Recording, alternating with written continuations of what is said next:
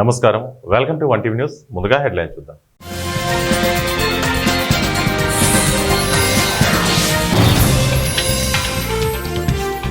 రైతులకు సకాలంలో యూరియా ఎరువులు అందించాలి. మాజీ ఎమ్మెల్యే హరిప్రియ నాయక్.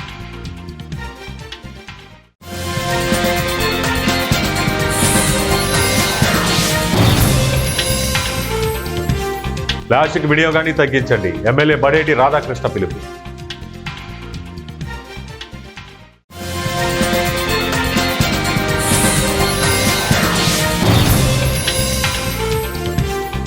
మహిళల సంక్షేమమే ధ్యేయంగా పనిచేస్తున్న రేవంత్ సర్కార్. ఎమ్మెల్యే రామ్దాస్ నాయక్.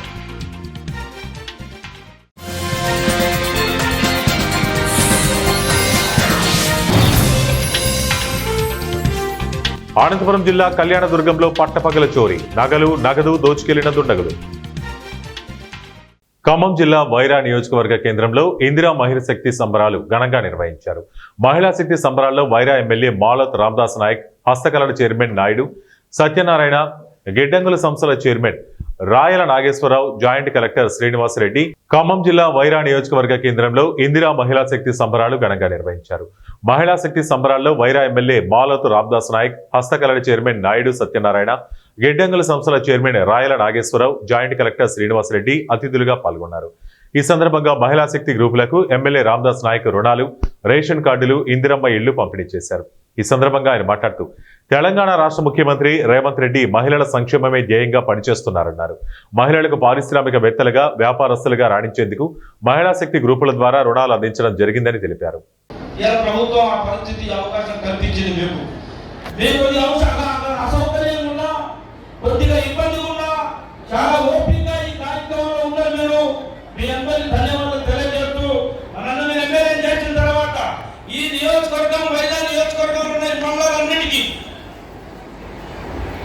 ఏ గతం గురించి ఎవరి పేరు ప్రస్తావించరు, ఎవరి గురించి మాట్లాడను. మనం ఎమ్మెల్యే అయిన తర్వాత, నిన్న ఎమ్మెల్యే చేసిన తర్వాత ఈ నియోజకవర్గంలో పెద్ద ఎత్తున కార్యక్రమాలు చేశాం. మనం గత ప్రాణాలు రాజశేఖర రెడ్డి గారు పోడు భూములకి పట్టాలు ఇచ్చిన పరిస్థితి మీ అందరికీ తెలుసు. ఆ పట్టాలు ఇచ్చిన భూములన్నీ కూడా కేసీఆర్ ప్రభుత్వంలో మొక్కల్లాంటి కార్యక్రమం చేశారు. డాక్టర్ గారిని దులుగా జైలు పంపే పరిస్థితి చేశారు. మన గవర్నమెంట్ వచ్చిన తర్వాత, వీళ్ళని ఎమ్మెల్యే చేసిన తర్వాత మీ భూములన్నిటికీ కూడా పోరు కావాలని, మీ భూములన్నిటికీ కూడా కరెక్ట్ రావాలనే కార్యక్రమం తీసుకున్నాం.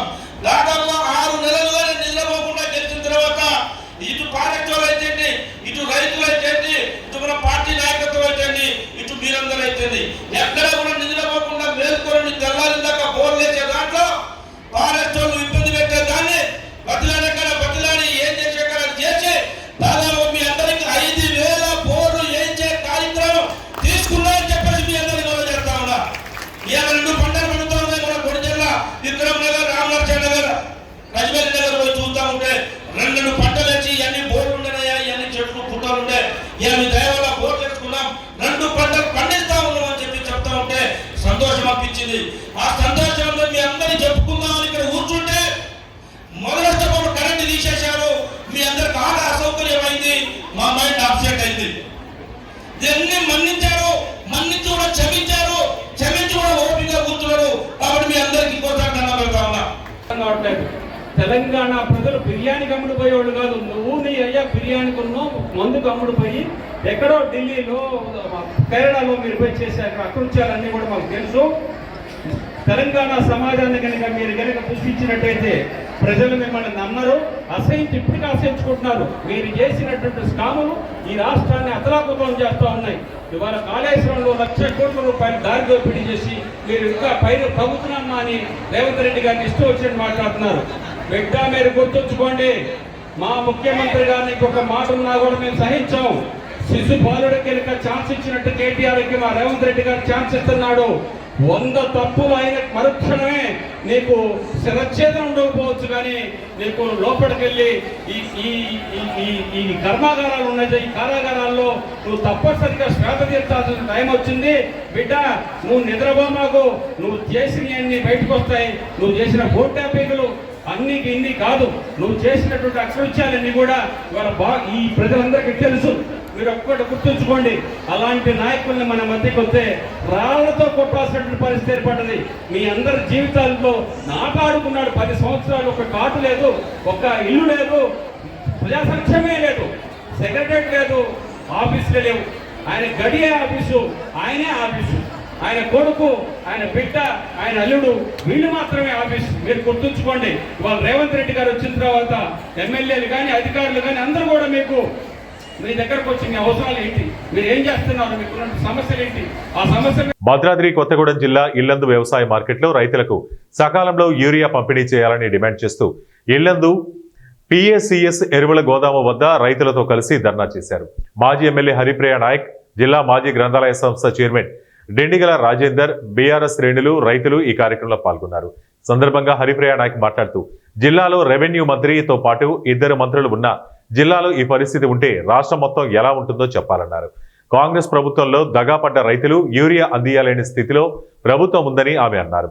అనంతరం వ్యవసాయ అధికారులకు రైతులకు సకాలంలో యూరియా అందించాలని వినతిపత్రం రైతుల తరపున అందించారు.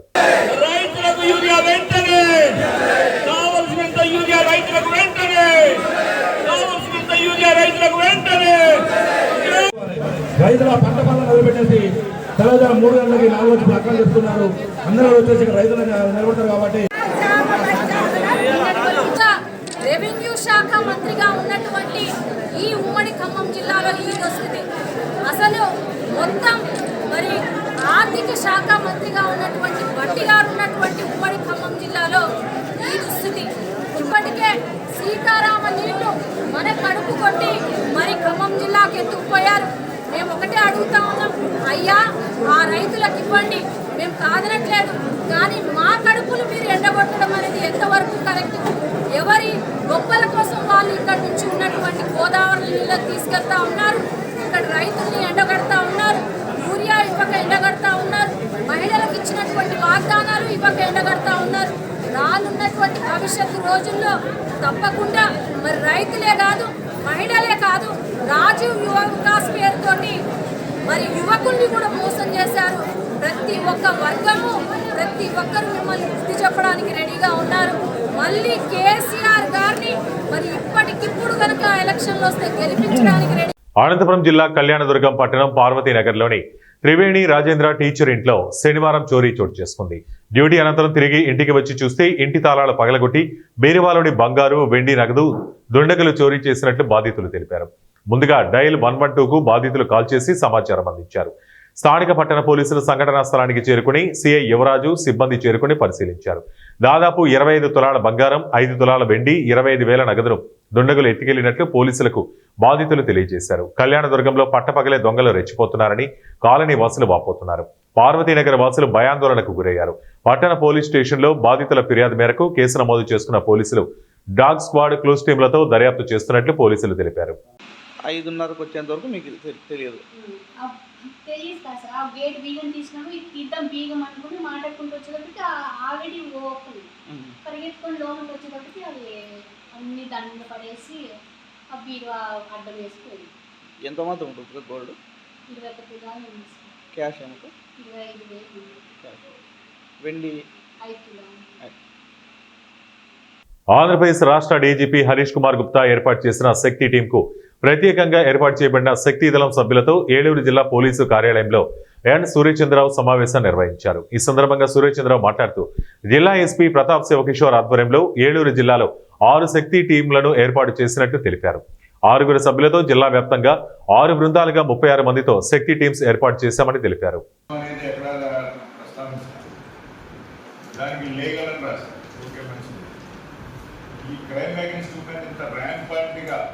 మనం కళ్ళలో చూస్తుండగానే ఇంత భయంకరమైనటువంటి పరిస్థితి రావడానికి కారణం ఏంటంటే, ఒక స్త్రీకి ఇచ్చేటువంటి గౌరవం అనేది ఎప్పుడైతే అధికారికంగా ఉన్నామో ఆ చట్టాల్లో ఎప్పుడైతే దేవుడి రాయలేదు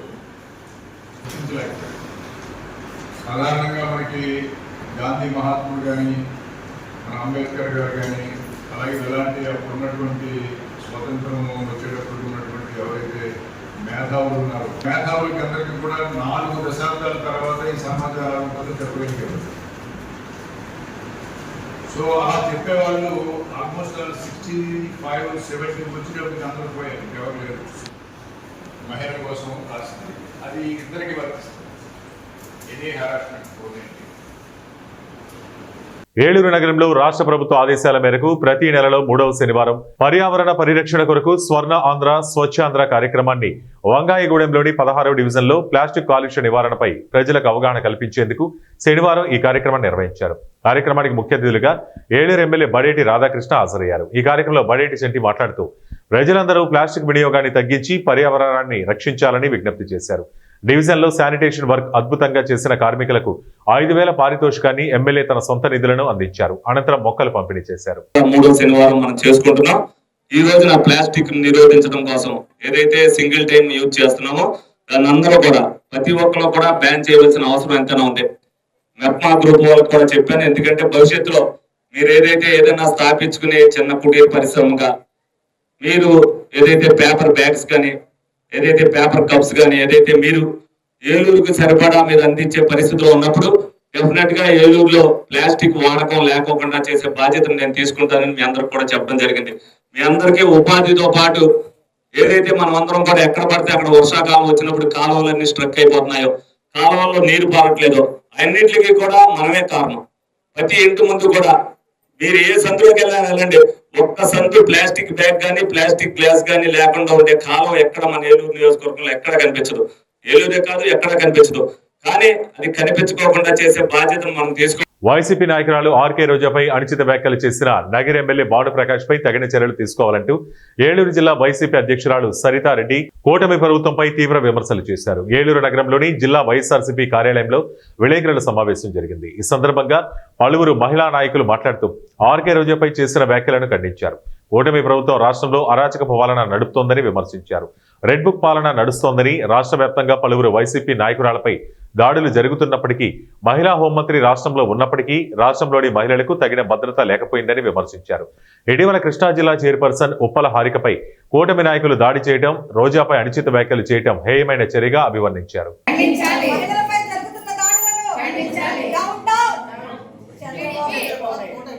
మహిళలకు భద్రత కల్పించాలని మేము డిమాండ్ చేస్తున్నాము. ఇదే విధంగా కనుక కూటమి ప్రభుత్వం చేస్తే ప్రజలే బుద్ధి చెప్తారని మేము మా వైఎస్ఆర్సీపీ మహిళల తరఫున తెలియజేస్తున్నాము. కూడా నా నమస్కారాలు తెలియజేసుకుంటున్నాను. ముఖ్యంగా రోజా గారి మీద చేసినటువంటి కామెంట్స్ చాలా తీవ్రంగా ఉన్నాయి. వీటిని ఈరోజు సినీ నటులు రోజా గారి మీద వచ్చినటువంటి మీనా గారు కానీ నగ్మ గారు కానీ వీళ్ళందరూ కూడా ఖండించారు. ఆడవారికే ఇట్లాంటి అవమానాలు రావడం అనేది చంద్రబాబు నాయుడు గారు ఒకసారి మీరు ఆలోచించండి. మీ ఇంట్లో కూడా మీ భార్య ఉంది, మీ కోడలు ఉన్నారు.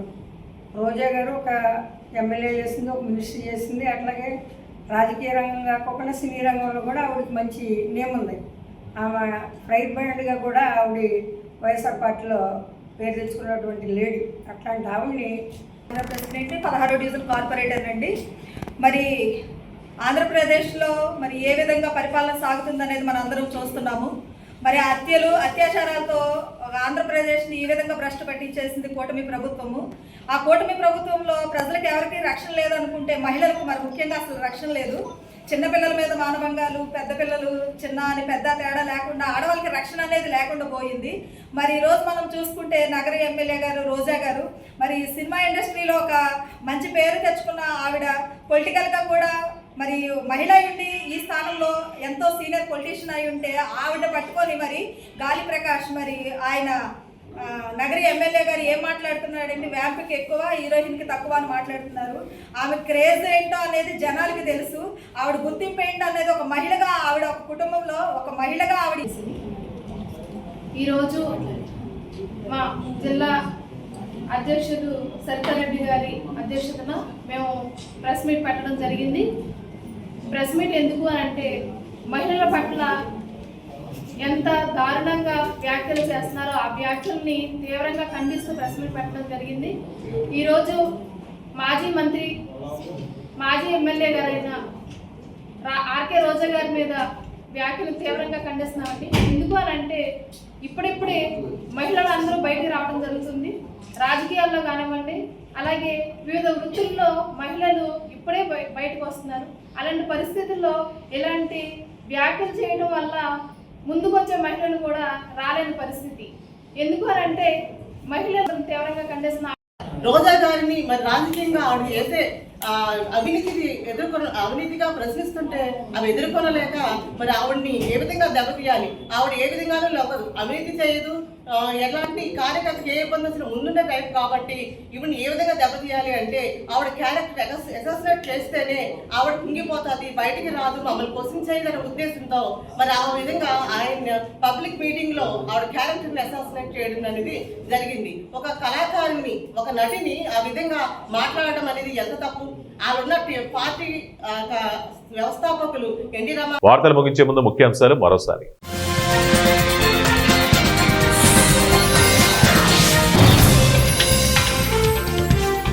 రైతులకు సకాలంలో యూరియా ఎరువులు అందించాలి, మాజీ ఎమ్మెల్యే హరిప్రియ నాయక్.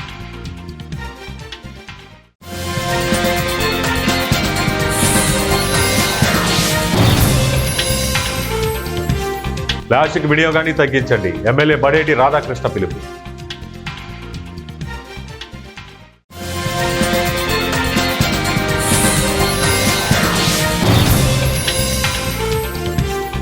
మహిళల సంక్షేమమే ధ్యేయంగా పనిచేస్తున్న రేవంత్ సర్కార్, ఎమ్మెల్యే రామ్దాస్ నాయక్.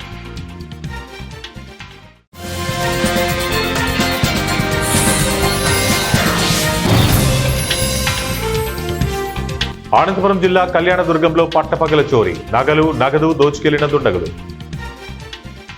ఇవే ఇప్పటివరకు బులెటిన్ అప్డేట్స్. మరిన్ని అప్డేట్స్ కోసం చూస్తూనే ఉండండి 1 టీవీ న్యూస్. ప్రతి క్షణం ప్రజల పక్షం.